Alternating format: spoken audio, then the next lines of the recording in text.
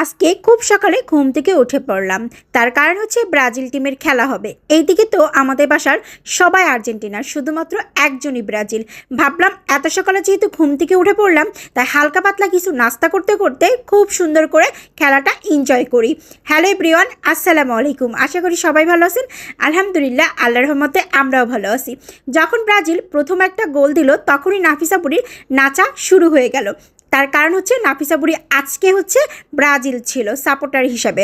তো এইদিকে আবার ব্রাজিল 3টা গোল দিল, আর 3টা গোলে নাফিসা বুড়ি ধুমসে নাচানাচি শুরু করে দিল, আর বারবার বলতেছিল জিতবে জিতবে। ফাইনালি ব্রাজিল জিতে গেল। জিতে যাওয়ার পরে বাবা আবার চলে গিয়েছিল বাজারে, বাজার করে নিয়ে আসলো আমার আম্মুর পছন্দের ডাটা কিনে নিয়ে আসছে, মিষ্টি ডাটা।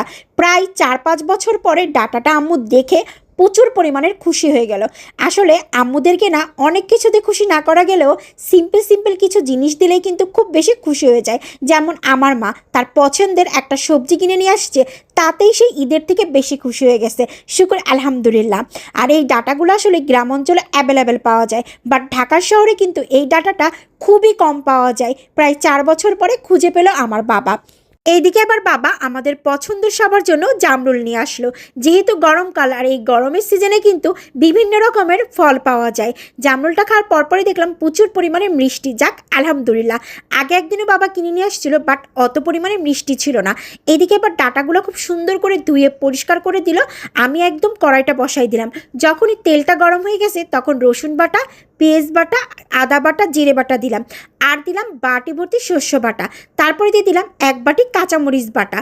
তারপরে দেওয়ার পরে খুব ভালো করে মশলাগুলো মিক্সড করে নিলাম। মিক্সড করার পর দিলাম স্বাদ মতো লবণ। তারপরে দিয়ে দেবো হলুদের গুঁড়া। আপনারা চাইলে কিন্তু এই ডাটাটা এই রেসিপি ফলো করে রান্না করতে পারেন। এত পরিমাণের মজা হয় যেটা বলে প্রকাশ করতে পারবো না। আর এই ডাটাগুলো কিন্তু মিষ্টি ডাটা। আমি প্রায় 5 বছর আগে আমার বড় বোনের বাসায় খেয়েছিলাম। আমার বড় বোন রান্না করেছিল, সেটা আমার লাইফের ফার্স্ট টাইম এই ডাটাগুলো খাওয়া। তখন থেকেই কিন্তু আমি এই ডাটার প্রেমে পড়ে গেছি। কিন্তু আমার থেকে বেশি ফেভারিট আমার আম্মুর। যখনই আমার বাবা ডাটাটা দেখতে পেল, তখনই সাথে সাথে কিনে নিয়ে আসছে, কারণ আমার বাবাও মনে মনে খুঁজতেছিল যাতে আমার মায়ের পছন্দের এই সবজিটা কিনে আনতে পারে। মশলাটা কষানোর পরে বেশ সুন্দর করে কিন্তু ডাটা দেওয়ার পরে প্রায় 10 থেকে 15 মিনিট ভালো করে কষাই নিছি।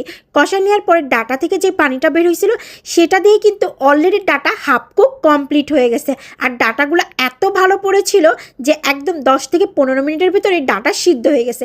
এখন দিয়ে দিলাম 1 কাপ পানি, আর এই পানিটা দিয়েই আমার পারফেক্টভাবে রান্না কমপ্লিট হয়ে যাবে।